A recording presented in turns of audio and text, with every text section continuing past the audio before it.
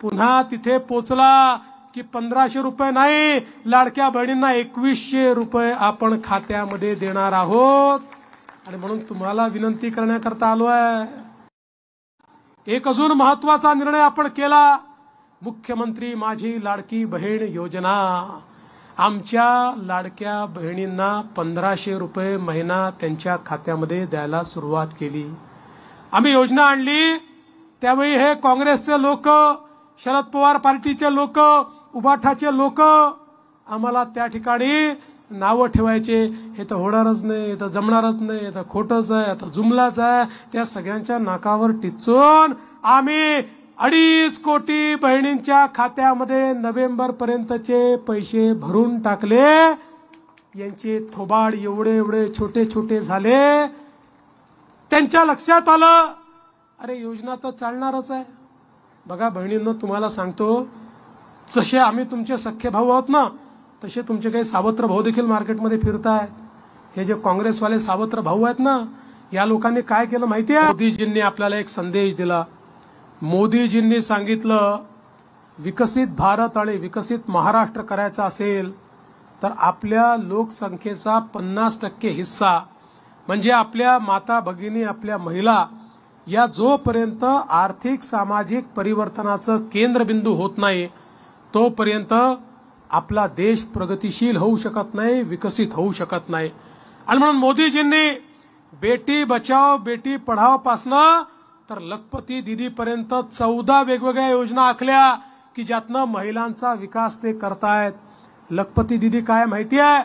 सरकारच्या योजनेतनं आपला व्यवसाय सुरू करून वर्षाला 1 लाख रुपयापेक्षा जास्त ज्या महिला त्या ठिकाणी पैसा कमवतात त्यांना लखपती दीदी म्हणतात।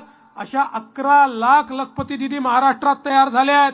पुढच्या काळामध्ये 25 लाख लखपती दीदी करणार आहोत आणि 2028 पर्यंत 50 लाख लखपती दीदी आम्हाला तयार करायच्या आहेत। कारण भाऊ, तुमच्यावर जबाबदारी टाकतोय, आशीर्वाद मिळणार आहे।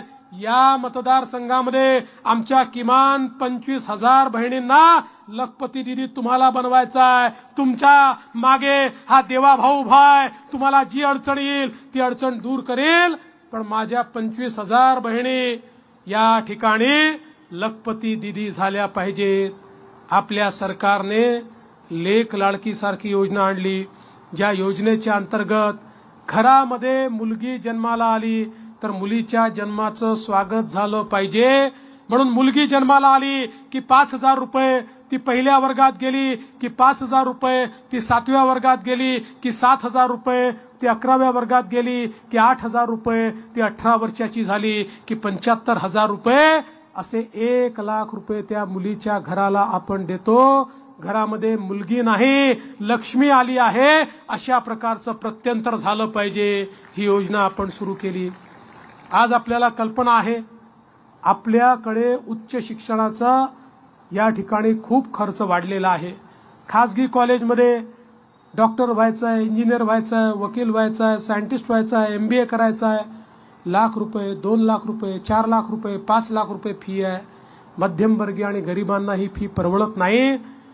त्या ठिकाणी जर एखाद्या मध्यमवर्गीयाच्या गरिबाच्या घरी एक मुलगा असेल, एक मुलगी असेल, तर अलीकडच्या काळामध्ये ते आपल्या मुलीला बोलवतात आणि सांगतात, बेटा आम्हाला एकाला शिकवायचे पैसे आहेत, सरकार जरी अर्धी फी घेत असली तरी देखील आम्ही एकाच मुलाला शिकवू शकतो, तुझ्या भावाला आम्ही शिकवणार आहोत, तू काहीतरी BA वगैरे करून टाक, तू घरी बस, कारण शेवटी तुझं लग्नच करून द्यायचं आहे। अतिशय हुशार असलेली आमची मुलगी पैशाअभावी शिकू शकत नाही। आम्ही निर्णय केला, आम्ही आई वडिलांना सांगितलं, तुम्ही जर पैशाअभावी मुलीला शिकवू शकत नसाल, काळजी करू नका, मुलीचे मामा मंत्रालयामध्ये बसलेले आहेत, ते मामा मुलीच्या शिक्षणाचा खर्च करतील आणि मुलींच्या शिक्षणाकरता सगळे पैसे देण्याचा निर्णय आपल्या सरकारने केला। 1 लाख, 2 लाख, 5 लाख जेवढी फी असेल, मुलींची 100% फी, मुलांची 50%, पण मुलींची 100% फी हे राज्याचं सरकार भरत आहे। आमच्या मुलींना सुशिक्षित करण्याचा आपला प्रयत्न आहे। आपण निर्णय केला, आमच्या महिलांना आपण या ठिकाणी एसटी बसमध्ये 50% तिकिटात सूट दिली. 1.5 वर्षापूर्वी जेव्हा ही सूट दिली तेव्हा एसटीचे लोक